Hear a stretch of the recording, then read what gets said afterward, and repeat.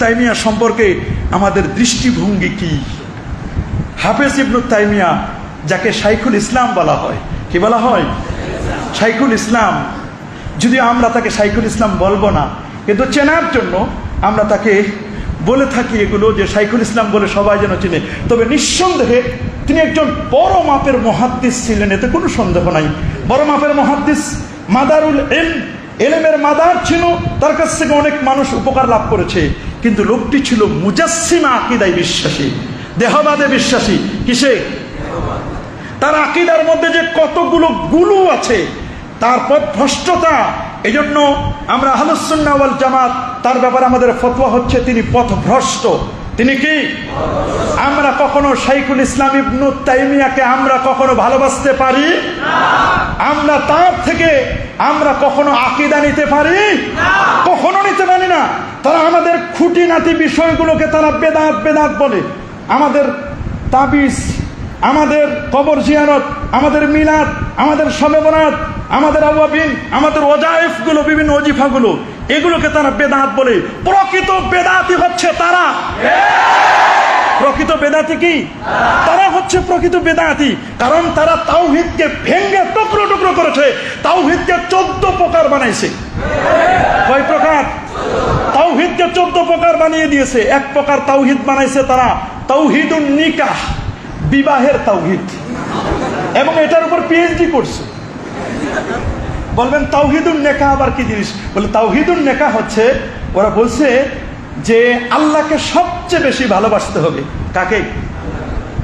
সেটা ঠিক, আল্লাহকে। ওয়াল্লাযিনা আমানু আশাদ্দু হুব্বান লিল্লাহ। যদি কেউ বিয়ে করার পরে আল্লাহর চেয়ে যদি স্ত্রীকে বেশি ভালোবাসে, শিরক হবে। কি হবে? আর শিরকের বিপরীত যেটা, সেটা তাওহীদ। এইটাকে প্রমাণ করতে গিয়ে এটার উপর সে এমফিল পিএইচডি করছে, এবং এটার বড় ইউনিভার্সিটি থেকে, ওদের ইউনিভার্সিটি, সেখান থেকে পিএইচডি করে এটার উপর সে তাওহীদুন নেকার উপরে সে এস্টাবলিশ করছে। এখন তারা বের করছে তাওহীদুন নাওম, তাওহীদুল আকলে, তাওহীদুল শুরবে, খানা পিনা নিয়েও, ঘুম নিয়েও। তারা ঘুম নিয়েও আর কদিন পর তাওহীদ বলবে। নাওয়াকিজুল ঈমান, ঈমানের যতগুলো, ঈমান ভঙ্গের যতগুলো কারণ, ওই সেইগুলো ততটুকু, মানে সেই কয় প্রকার তারা তাওহীদ তারা বানাই দিবে। তাওহীদগুলোকে ভেঙে টুকরো টুকরো করে দিয়েছে।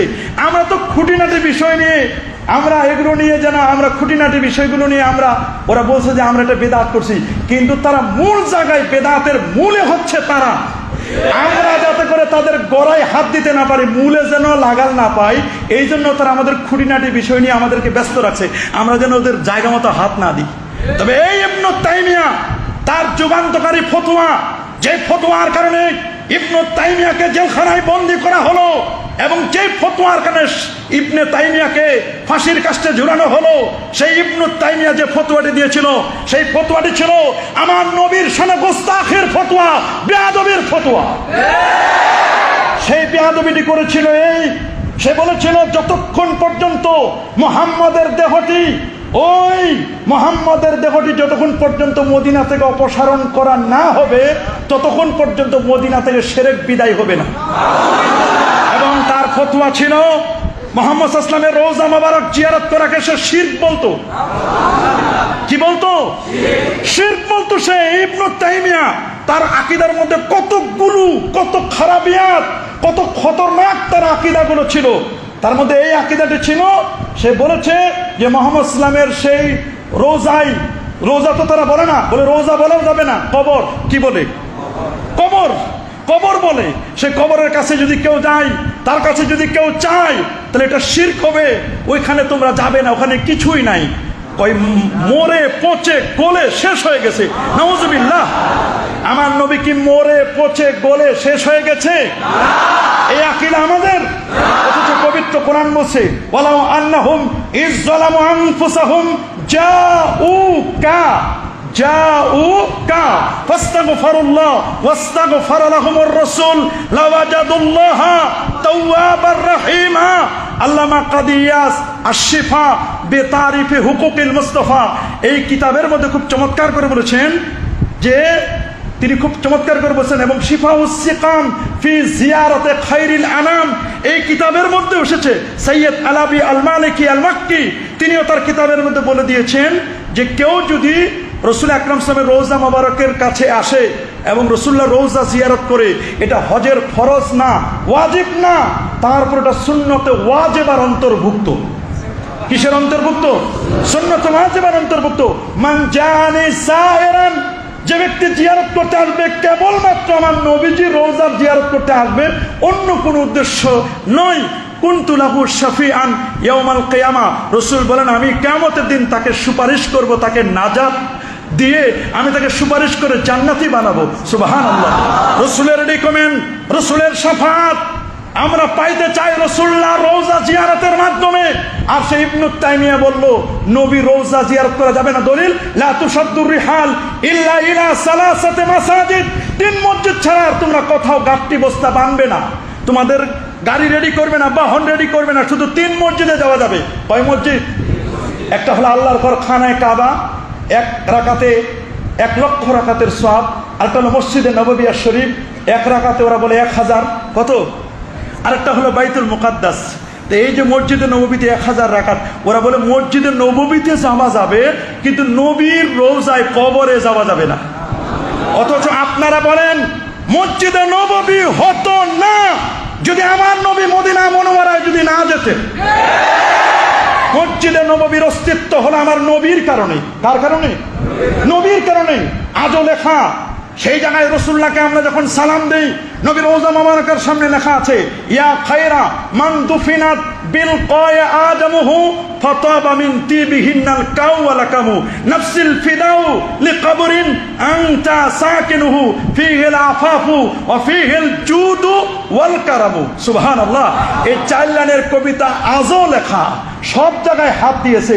এই 4 লাইনের কবিতা এখনো পর্যন্ত নবীজি রওজার সামনে থেকে তারা উঠাতে পারে নাই। তারা কিন্তু লিখে দিয়েছে, এই 4 লাইনের কবিতা লিখে দিয়েছে রাসূলুল্লাহ রওজায় যাওয়া যাবে। রাসূলুল্লাহ রওজায় কি? রাসূলুল্লাহ রওজায় যাওয়া যাবে। ওয়াল ইস্তিআনা ওয়াল ইস্তিগাসা ওয়া তাশাফফু, রাসূলের কাছ থেকে শাফাআত নেওয়া, রাসূলুল্লাহর কাছে চাওয়া যাবে। আল্লাহর নবীকে ওসিলা দিয়ে আল্লাহর কাছে চাইতে কোনো বাধা নেই। আমরা চাইলে, আমরা ওদিকে একটু হাত তুললে, আমরা একটু দাঁড়ায় থাকলে বলে ইয়া আল্লাহ শিরক, ইয়া আল্লাহ রূহ, হাজি রূহ, হাজি রূহ, শিরক শিরক, বিদা বিদা বিদা, শিরক শিরক শিরক, মানে মুখস্থ ফতোয়া খালি শিরক। আর ওরা যখন কঠিন বিপদে পড়ে তখন ওরা সরাসরি রাসূলুল্লাহ রওজার সামনে গিয়ে কায়মন বাক্যে বাঁকা হয়ে ওরা তখন দোয়া করে। তখন আর শিরক চোখে দেখে না, তখন আর শিরক চোখে পড়ে না, তখন আর শিরক চোখে, তখন চোখের চশমা পাল্টাই দেয় ওরা। ওদের চোখের চশমা থাকে তখন অন্যটা। এই জন্য ইবনে তাইমিয়ার ব্যাপারে আমরা যদি আলোচনা করি, তার আকীদাগুলো নিয়ে সারাটা রাত লেগে যাবে। তার যে কত বাতিল আকীদা আছে। আউয়ালু মান আনকারা তাওয়াসসুল ওয়া হুয়া ইবনে তাইমিয়া, সর্বপ্রথম যিনি উসিলাকে অস্বীকার করেছিলেন সে হচ্ছে ইবনে তাইমিয়া। পৃথিবীতে কেউ ইবনে তাইমিয়ার আগে উসিলার ব্যাপারে কেউ কলম ধরে নাই, কেউ উসিলার ব্যাপারে বিরোধিতা কেউ করে নাই। সর্বপ্রথম যিনি উসিলার ব্যাপারে কথা বলেছেন সে কে? ইবনে তাইমিয়া। এবং ওই হাদিসটি যেটা হাদিসুত তাওয়াসসুলের ব্যাপারে আমরা যেটা বলি, আন উমর ইবনুল খাত্তাবী রাদিয়াল্লাহু তাআলা আনহু, সেই মুস্তাদরাক আলা সাইয়ানের 4442 নম্বর হাদিস, আন উমর ইবনুল খাত্তাবী রাদিয়াল্লাহু তাআলা আনহু قال قال رسول الله صلى الله عليه وسلم لما اقترف آدم الخطيئة قال يا ربي أسألك بحق محمد صلى الله عليه وسلم لما غفرت لي قال الله تبارك وتعالى كيف عرفت محمدا ولا مخلوقه قال لما خلقتني بيدك نفخت في من روحك رفعت رأسي فرأيت على قوائم العرش مكتوبا لا إله إلا الله محمد رسول الله صلى الله عليه وسلم فعلمت أنك لم تضف إلى اسمك إلا حب الخلق إليك قال صدقت يا آدم لولا محمد ما خلقتك رواه الحاكم। এই হাদিসটির ব্যাপারে আমরা বলি, এই যে হাদিসটি নিঃসন্দেহে এই হাদিসটির ব্যাপারে ইমাম হাকিম বলেছেন ইসনাদুহু সহিহ। এর সনদ কি? জোরে বলুন, এর সনদ কি? এর সনদ সহিহ। এবং ওয়াবগুনি ফি দুআফাইকুম ফাইন্নাকুম তুনসারুনা ওয়া তুরসাকুনা আলা দুআফাইকুম, কতগুলো যে হাদিস রয়েছে, অথচ এই হাদিসগুলো তারা চোখে দেখে না। ওরা সরাসরি বলে দেয় উসিলা শিরক, হারাম, বেদাত। এই উসিলার ব্যাপারে সর্বপ্রথম যে কথা বলেছে সেই লোকটি হচ্ছে ইবনে তাইমিয়া। আমরা কখনো ইবনে তাইমিয়াকে ভালোবাসতে পারি না। ইস্তিওয়ার ব্যাপারে তার বক্তব্য হুলুলি আকীদা। কি আকীদা? ওরা বলছে, ইবনে তাইমিয়া বলছে আল্লাহ আরশের মধ্যে একটা সিংহাসন পেতে আল্লাহ বসে আছেন। নাউযুবিল্লাহ। এই যে বাজে আকীদাগুলো, এই আকীদা হলো মুজাসসিমাদের আকীদা। কাদের আকীদা? ওরা যেমন বলে বট গাছের মধ্যে ঢুকছে, বট গাছের মধ্যে খোদাকে যেমন ঢুকাই দেওয়া, এটা যেমন আকীদা। আরশ হলো আল্লাহর সৃষ্টি, আল্লাহকে আরশে সমাসীন করার অর্থ আল্লাহ আরশে বসে আছেন এই কথা যদি বলে, এটা হুলুলি হিন্দুদের আকীদা, অমুসলিমদের আকীদা। আর এই আকীদা পোষণ করেছে ইবনু তাইমিয়া। সে দেখাই দিছে, দেখো আমি চেয়ার থেকে যেমন নিচে নামলাম, উপর থেকে নিচে নামলাম, ওই রকম আল্লাহ নিচে নামে। নাউযুবিল্লাহ। এই যে নুজুল থেকে নুজুল হয়, এভাবে দেখাই দিচ্ছে আল্লাহর ব্যাপারে। তাহলে আল্লাহর ব্যাপারে যে এই যে বাজে আকীদা, এই যে বাতিল আকীদা, মনে রাখবেন, ইন্নাল্লাহ তাবারাকা ওয়া তাআলা মুনাজ্জাহুন আনিল জিহাদ ওয়াল মাকান ওয়াল গায়াত ওয়াল হুদুদ। আল্লাহ তাআলা বিভিন্ন দিক থেকে, স্থান থেকে আল্লাহ পুত পবিত্র। আল্লাহর কোনো লয় নাই, কোনো ক্ষয় নাই, কোনো পরিবর্তন নাই, কোনো পরিবর্তন নাই। আমার আল্লাহর জন্য কোনো অঙ্গ প্রত্যঙ্গ সাব্যস্ত করা যাবে না। আল্লাহর জন্য দেহ সাব্যস্ত করা যাবে? আল্লাহকে যে দিকের দিকে ইঙ্গিত করবেন, দিকের স্রষ্টা হচ্ছে আল্লাহ, আরশের স্রষ্টা আল্লাহ, জান্নাতের স্রষ্টা আল্লাহ, সবকিছুর স্রষ্টা তো আল্লাহ। এই জন্য আল্লাহর ব্যাপারে এইরকম আকীদা যে পোষণ করতে পারে, আমরা কখনো ইবনে তাইমিয়া থেকে আমাদের আকীদা কখনো নেব কি বলেন, নেব? অথচ ইবনে তাইমিয়া তাবিজের ব্যাপারে ফতোয়া দেয়, অথচ তার মাথায় তাবিজ ছিল। তার মাথায় কি ছিল? তার মাথার তাবিজ বিক্রি হয়েছে।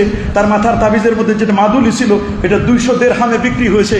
অথচ নিজে ফতোয়া দিত তাবিজের বিরুদ্ধে। তার মানে সকালে একটা বলে, বিকালে আরেকটা বলে, এক বইতে একটা বলে, আরেক বইতে আরেকটা বলে। তারটা এমন সব পাওয়া যায়, ওই দোকানে সব আছে। হালালের ফতোয়া আছে, হারামের ফতোয়া আছে, জায়েজের ফতোয়া আছে, না জায়েজের ফতোয়া আছে। এর নাম হলো ইবনে তাইমিয়া। এটাই হলো ওয়াহাবিদের মোটামুটি প্রথম গুরু বলা যায়। ওয়াহাবিদের কি প্রথম গুরু বললে অত্যুক্তি হবে না।